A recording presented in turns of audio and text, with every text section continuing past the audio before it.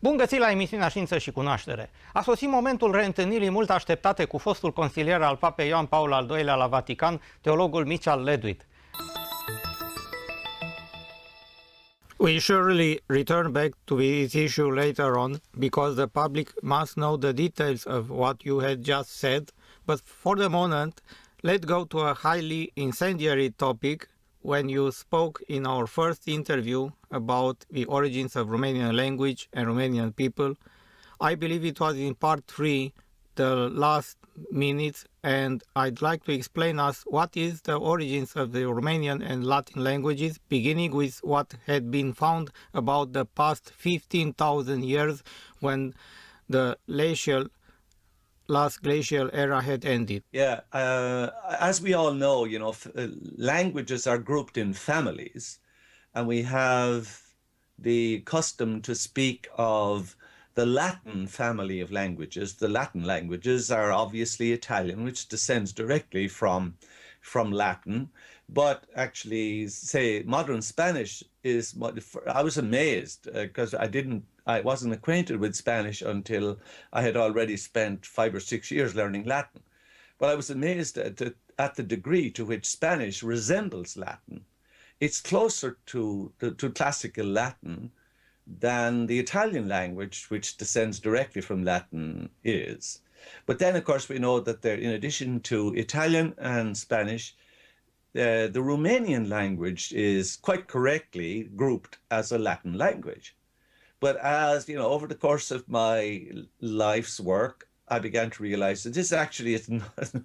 It's not that Romanian is a Latin language, because Romanian is from where Latin came. And of course, we're inclined to think of Latin and, say, classical Greek as the really ancient languages. Actually, on the scale of antiquity, they're not. I suppose it's one more example of Western blinkers that we can see only, in what's immediately connected to ourselves. And allied to that is the thing I quoted to you before, that it is the victors who write history.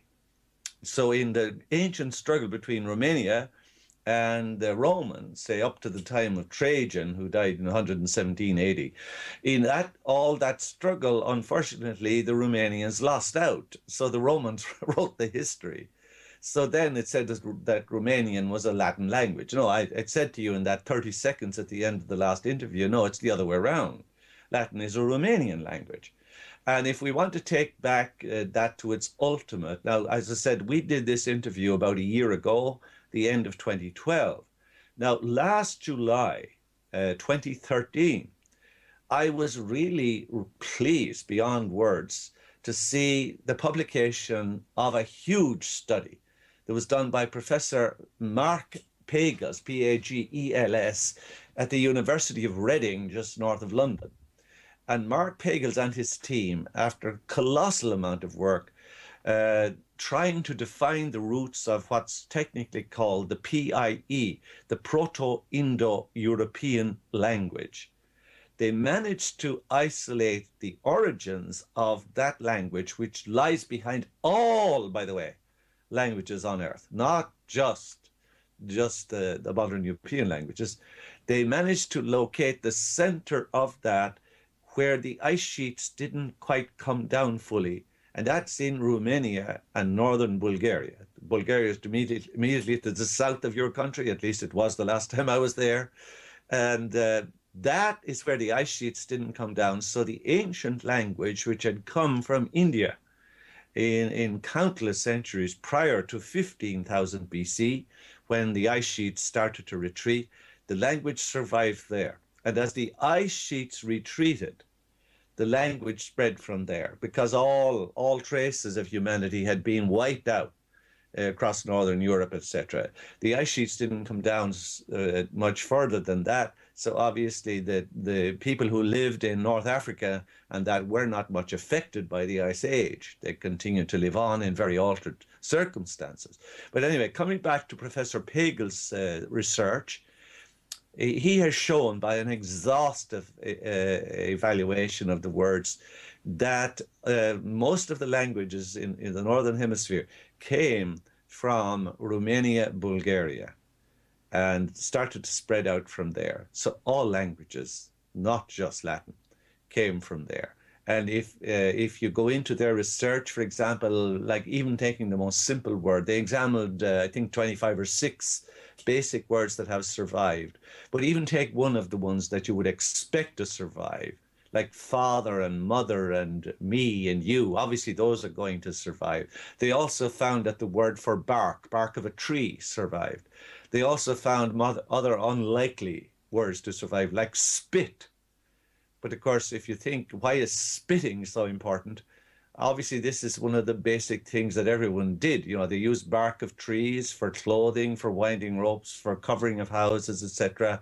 They obviously referred to their fathers and their mothers, and they referred to you and me. So those words are bound to survive. They all survive, right back to the source. But if you even take one example, like the word for I, which in English, obviously it's I. In German, it's ich. In Italian, it's io. In Spanish, it's yo. And in French, it's je. So it's basically the same word. Someone asked me one time, why did so many languages develop on the face of the earth? I said, the reason is bad pronunciation. If someone pronounces the word badly, they spread farther away. They pronounce it even more badly and more badly. Before you know it, you've got a new language due to bad pronunciation of the original. Yes, But anyway, the bottom line is all of this came from Romania, Bulgaria. very interesting because 15,000 years ago there were no cultural traditions and customs. They had to be part of very small families and groups which later on created larger groups, and as the Correct. ice sheet began to withdraw from the land and the forest began to expand over the older desert, semi-desert and steppe areas, the people began to migrate towards the new uncovered territories. But this is why on the present day we have over 60 different languages in Europe. Right, right. And, I didn't want the Romanians to get too proud of themselves. But when I said that Romanian is the origin of the Latin language, etc., it's also the origin of culture. Yes, but what we had 2,000, 3,000 years ago is not the actual Romania and Romanian people. We call them Dacians, and their territory was named Dacia. Dutch. I'm very familiar with the Dacian kings, and I am conscious of 2 great heroes in your culture in particular. And sometimes, heroes are thrown into prominence by the force of circumstances. Like your last great hero was thrown into prominence because of having to war with the Romans and war with the Greeks in the time of Alexander, 300 years before the time I'm talking about. The Dacians were cast into conflict with the Alexander the Great's empire, and later with the spread of the Roman Empire. I mean, in the time of Alexander, the Roman Empire was basically just emerging, and it was not the world power that it later became. But what I'm saying is that, your question brought another thing to my mind about the origin of language. And the first point I would make about that is, it seems strange to us today, but back that time in history, 15,000 years ago, about 12,000 BC, the majority of the world's population spoke the same language. Okay, now we have, as you say, 60 languages in Europe, quite correct. But at that time, the majority of the world's population spoke a single language. Yes, but this is weird because the language could not be similar to any of the actual over 60 present-day languages, and apparently the fewer people in smaller groups departing from each other should develop more languages than if they were about to form condensed groups. But you are saying that this is the opposite. Yes, but I'm about to move on from that to draw a conclusion to it, and that is, we are inclined to think that the more spread out from each other people are, the more languages they develop. Whereas anthropologically, the facts seem to indicate that where people are most compressed together is when they start to speak different languages as a means of preserving personal identity. For example, one example that springs directly to mind is the island of Papua New Guinea. There are 800 languages on that small island, which is very densely populated. And speaking a different language is a sort of mental barrier to present as being assimilated into the whole. So it is where people are more compressed together that diversity of languages seem to arise, not when they're more spread out. But I revert back to my point. Yes, around 15,000 years ago, the entire world spoke the same language. It has obviously diverged enormously from that, and you're quite right. What we recognize as modern Romanian or modern Latin, which is, we're speaking, of course, of a couple of thousand years ago, are very different from what was there.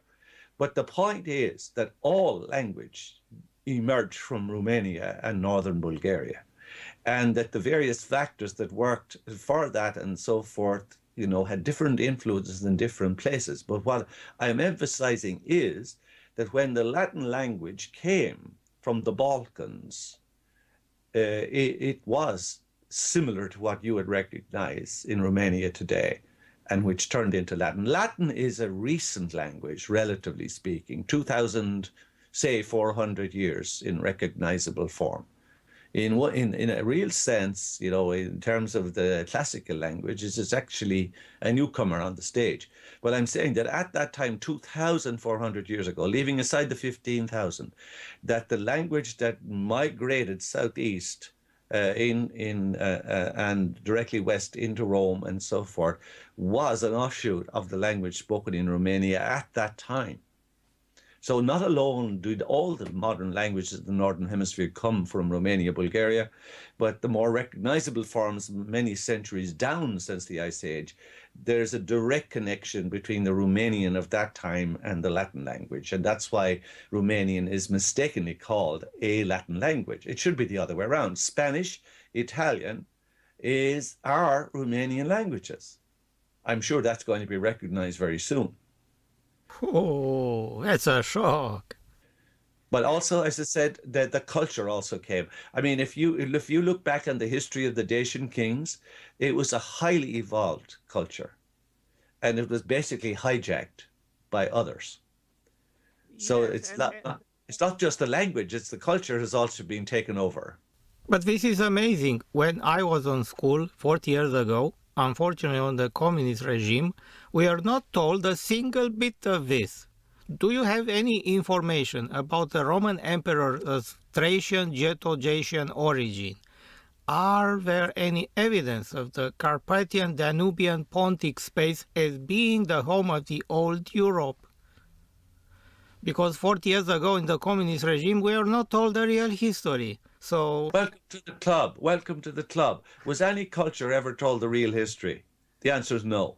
So even though you were not told the real history, that's unfortunate, but it's not exceptional. I think it is the ancestral culture of the whole of Europe, and therefore of every place, say in the Middle Ages of our era, it's the Romania, northern Bulgaria is the ancestor of the culture that spread to dominate the world, you know, in the last 500 years.